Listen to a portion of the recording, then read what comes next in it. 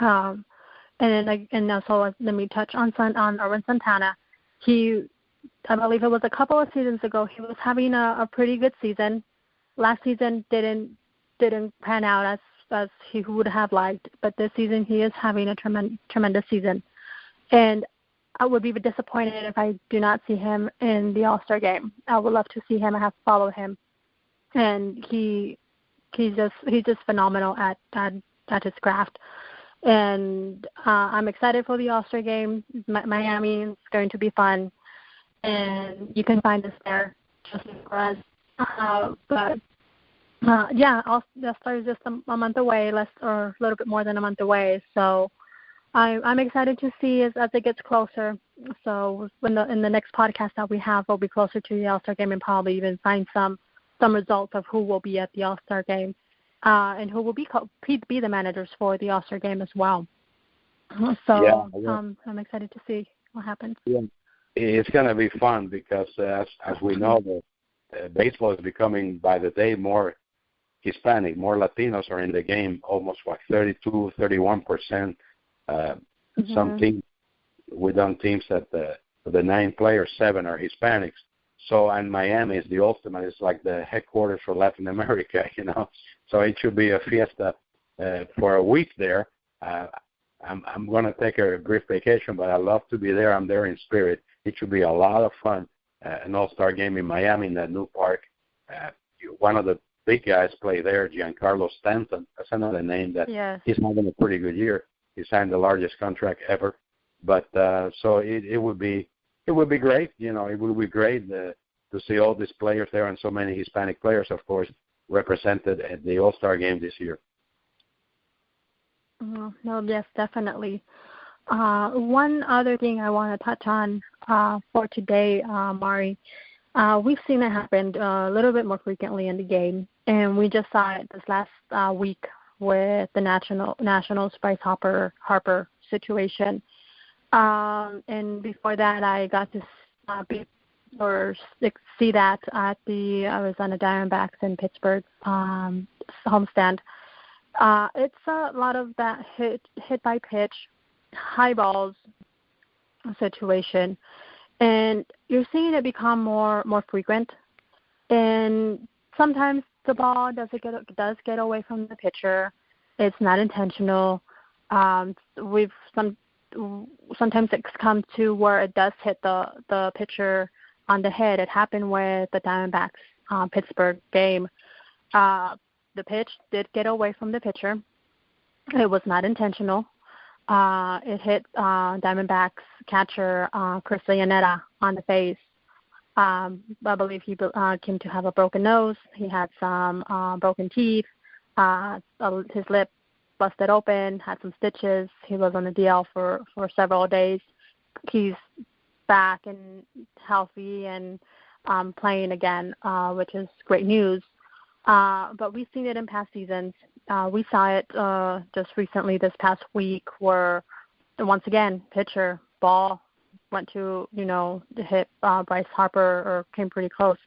And, that's happening more often, more frequent.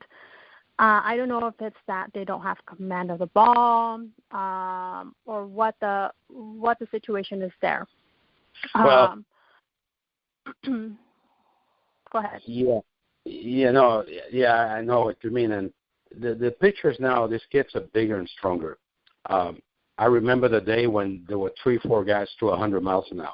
Now everybody has somebody throwing 100 miles an hour. So, this kid, 22 from Bonao, Dominican Republic, 98, 100. We just saw a picture here. I forgot his name. Well, he was throwing 100, and nobody knew who he was. So here's my point, that you don't throw a pitcher should never throw a hitter's head. I mean, remember, a baseball, coming at 100 miles an hour or 98 or whatever, it's like a weapon. It's almost like a gun. You can kill somebody with that. You hit the person in the head, even with a helmet, and it's like a car. You can run over somebody. So you have to be very careful. The situation you mentioned, it was unfortunate. Last week in San Francisco, we saw Hunter Strickland throw at Bryce Harper. Now, that was a different situation because there was bad blood between these two guys from the World Series a few years ago, from the playoffs. And he hit him in the waist at a 98-mile-an-hour fastball. Dusty Baker, after the game, said, the manager, and Dusty, I was with Dusty for almost 10 years with the Giants in the 90s, very calm guy. Dusty's not going to come out out swinging. He's a very cool guy. And he said, I thought it was intentional. This is the manager saying that. And then the next day, him and Bruce Bochy, the manager of the Giants, hugged each other, and everything was rosy. Nothing happened. But in the heat of passion, this is going to happen. Now, I remember a pitcher who's in the Hall of Fame, and I talked to him a couple of times. He used to hit a lot of hitters. His name, Pedro Martinez. Pedro Martinez is a pseudonym. He never tried to hit anybody, but he used to say, hey, I have to throw inside because if I just throw over the plate, it's fun for the hitter, but how about me? I have to throw inside. And some pitchers, Johanna tried to throw inside, but they can't do it, okay? If a pitcher could throw the ball where he wants all the time, nobody would hit. It's going to be less 300 hitters now because of the shift. Everybody, you get what you see it in Arizona, you see it in Anaheim, in New York, a guy hitting 190. They have three guys between first and second, like they said. He's just hitting 190 and a couple of home runs. So the game has changed so much, and pitchers feel defensive, and so many of them are hurt. But going back to the situation, I don't think these guys are throwing intentionally. However, there are cases where there's a bad blood. I mean, Bryce Harper, I never met the guy, so I don't want to say anything, but I know people who cover him.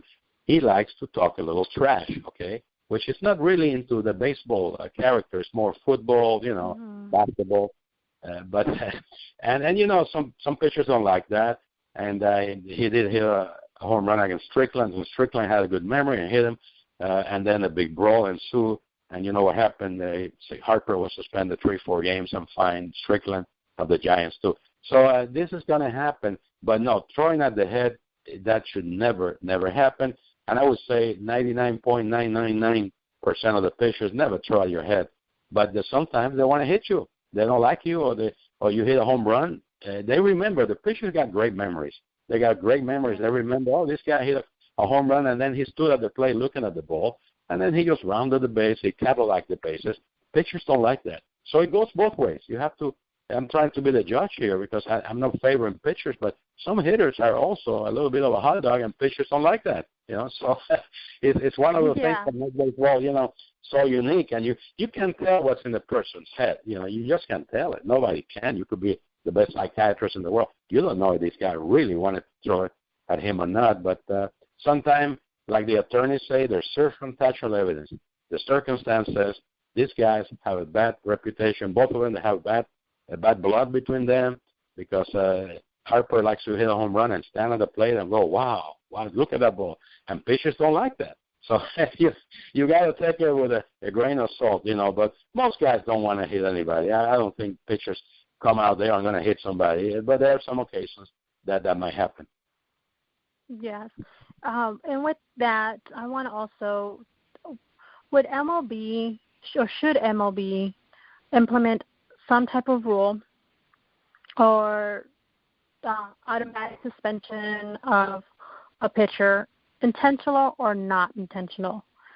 If a pitch gets away from a pitcher and it goes anywhere above their chest or upper chest area or towards the head, should MLB implement something to where that pitcher is automatically out of the game, and that batter goes automatically to first base, being that it's becoming more of an issue now, and to prevent any injuries as well.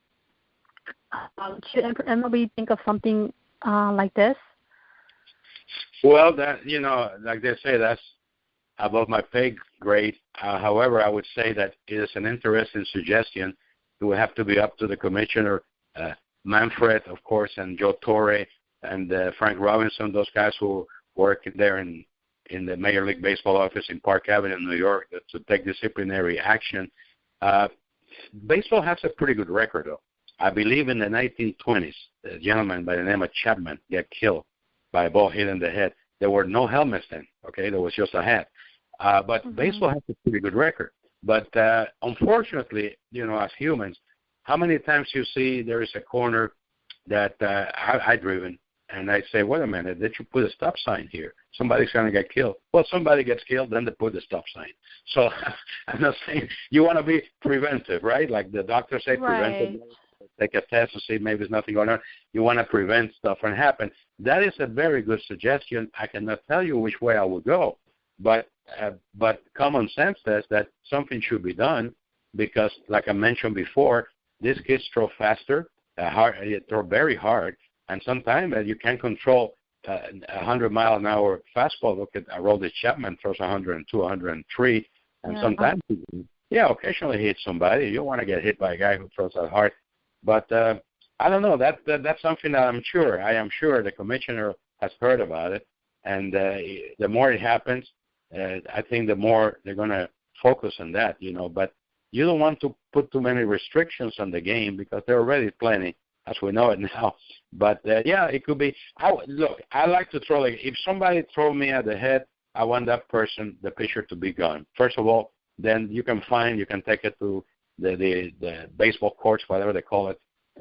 But, if you get hit above the waist, like you mentioned, that's a good point. And above the shoulders, that's a red zone. You don't throw from the shoulders up because you can kill somebody, basically. But having said that, baseball has a pretty good record for over 100 years. And there's guys like Tony Conigliaro got hit in the head, but it wasn't intentionally. He went blind for one eye. There's some cases. But you don't want to do that and put another rule. Having said that, again, who knows what's going to happen in the future? I don't have a crystal ball here, but it would be interesting. Yeah, you don't want to see anybody hurt in the mound or at the plate. Look, Brian Harper, by the way, Bryce Harper threw the helmet at the pitcher. I know most people saw this, but he wasn't. He missed. Oh, good.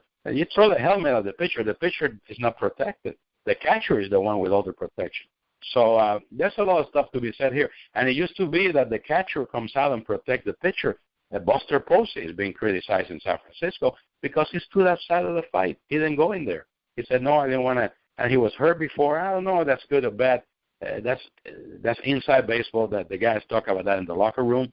But Posey didn't want any part of the fight. And he's the guy who had the helmet and the mask, and the catcher is the one that he got the most protection, and he didn't want to get involved. There's a not funny but kind of curious picture that you can see everybody fighting around the mound after Harper threw the helmet at Strickland, and Posey is in the corner, way outside the brawl, just looking like the umpires. The umpires don't want to get cut in there. Umpires 50, 60 years old, and they get killed. I mean, so it's funny how everybody reacts differently, but I just hope there are less fights. I mean, baseball is not hockey. And by the way, in hockey, there are less fights. I read an article last year. There are less fights in hockey. Yeah, there are less fights. There used to be fights there used to be a joke. I went to a fight and a hockey game broke. So, I mean, nobody wants to see really. There's some people who are sick, I guess, but most people don't want to see violence. And baseball is a beautiful sport. It really is. And it takes a lot of technical and dedication. And it's just a beautiful sport, very scientific. It's practice. You have to practice a lot. So you don't want to see that, but it might come to that. What you said, it may be that they're going to have a change in the regulations, and a guy throws when the waist up, gets a fine, it gets suspended, which now it could happen, or you throw above the shoulder, that could be a harder disciplinary action. Right. Yeah, I would hate to see any more implementations rules to the game. There are already plenty, but I think this is something that MLB would possibly have to consider. Have a red zone area, any pitch thrown there, pitchers automatically out of game, and a fine. And I would think that also should grant the batter first base.